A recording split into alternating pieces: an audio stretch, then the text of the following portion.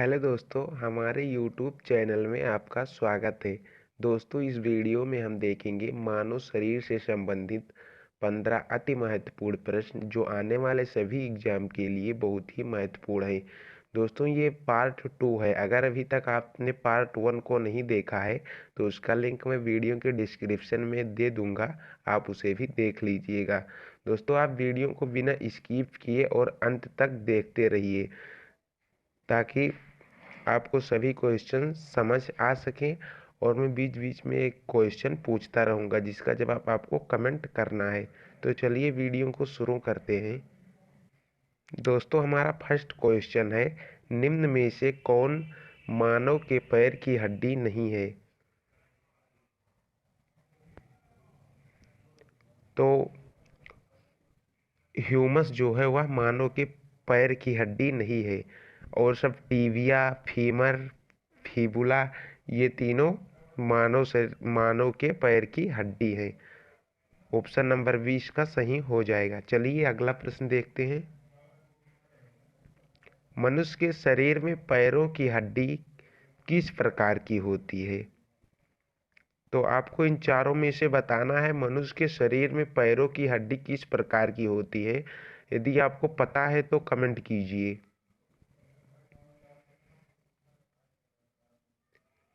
Very good. अगर आप option number ये सोच रहे हैं तो बिल्कुल सही सोच रहे हैं। मनुष्य के शरीर में पैरों की हड्डी जो होती है वह खोखली होती है। कैसी होती है? खोखली होती है। ऑप्शन नंबर ये सही हो जाएगा। चलिए अगला प्रश्न देखते हैं। दांतों तथा हड्डियों में पाया जाने वाला तत्व कौन सा है? दांतों तथा हड्डियों में पाया जाने वाला तत्व कौन सा है? तो वह है कैल्शियम व फास्फोरस। कौन सा? कैल्शियम व फास्फोरस। ऑप्शन नंबर डी सही हो जाएगा। आप इसे याद रखना, एग्जाम में पूछा जा सकता है। तो चलिए अगला प्रश्न देखते हैं। दोस्तों, हमारा चौथा प्रश्न है, वृद्धावस्था में मनुष्य की हड्डियां कमजोर क्यों हो जाती हैं? तो वृद्धावस्था में मनुष्य की हड्डियां क्यों कमजोर हो जाती हैं? आपको यदि पता है तो कमेंट कीजिए। तो वह कैल्शियम की कमी से, किसकी कमी से? कैल्शियम की कमी से कमजोर हो जाती हैं। अगला प्रश्न है, अस्थि में कौन सा लवण सर्वाधिक मात्रा में पाया जाता है? तो अस्थि में कौन सा लवण सर्वाधिक मात्रा में पाया जाता है? तो वह पाया जाता है कैल्शियम फास्फेट। कौन सा? Calcium phosphate. और आपको कमेंट करना है मनुष्य की पाचन नली लगभग कितने फीट की होती है। अगर आपको पता है तो जल्दी से कमेंट बॉक्स में कमेंट कीजिए। अगला है, अस्थियों और पेशियों को आपस में कौन जोड़ता है? तो अस्थियों और पेशियों को जो जोड़ता है वह है टेंडन। क्या? टेंडन जो है वह अस्थियों और पेशियों को आपस में जोड़ता है। आप इसे भी याद रखेंगे। चलिए अगले प्रश्न की ओर चलते हैं। मनुष्य के जीवन काल में कितने दांत दो बार विकसित होते हैं? तो कितने दांत दो बार विकसित होते हैं? आप कमेंट करेंगे। जी हाँ, आपने बहुत अच्छा सोचा है। 20 दांत दो बार विकसित होते हैं। कितने दांत? 20 दांत। ऑप्शन नंबर सी सही हो जाएगा। चलिए अगला प्रश्न देखते हैं। मानव शरीर में पाचन का अधिकांश भाग किस अंग में संपन्न होता है? तो वह छोटी आंत में संपन्न होता है। किसमें? छोटी आंत में। ऑप्शन नंबर ये सही हो जाएगा। मनुष्य में पाचन क्रिया कहाँ से प्रारंभ होती है? तो आप इसका भी कमेंट करेंगे। इन चारों में से आप इसका आंसर कमेंट करें तो मनुष्य में पाचन क्रिया जो होती है वह मुख से प्रारंभ होती है। किससे प्रारंभ होती है? मुख से। ऑप्शन नंबर सी सही हो जाएगा।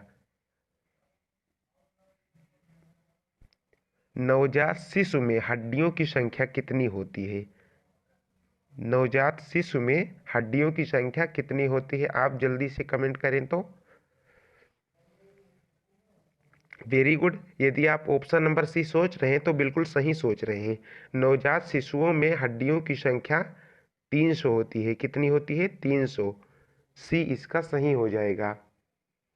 और आपको कमेंट करना है दूध प्रोटीन को पचाने वाला एंजाइम कौन सा है, आप इसे कमेंट कीजिए। चलिए अगला प्रश्न देखते हैं। मनुष्य की खोपड़ी में कितनी अस्थियां होती हैं? तो मनुष्य की खोपड़ी में कितनी अस्थियां होती हैं, आप इसे भी कमेंट करेंगे। वेरी गुड, बहुत सही आपने बताया। तो मनुष्य की खोपड़ी में अस्थियों की संख्या जो होती है वह 8 होती है। कितनी? 8। आप इसे भी याद रखेंगे। चलिए अगला प्रश्न देखते हैं। अगला प्रश्न है, मनुष्य के शरीर में पसलियों के कितने जोड़े होते हैं? तो मनुष्य के शरीर में पसलियों के जो जोड़े होते हैं वह 12 जोड़े होते हैं। कितने?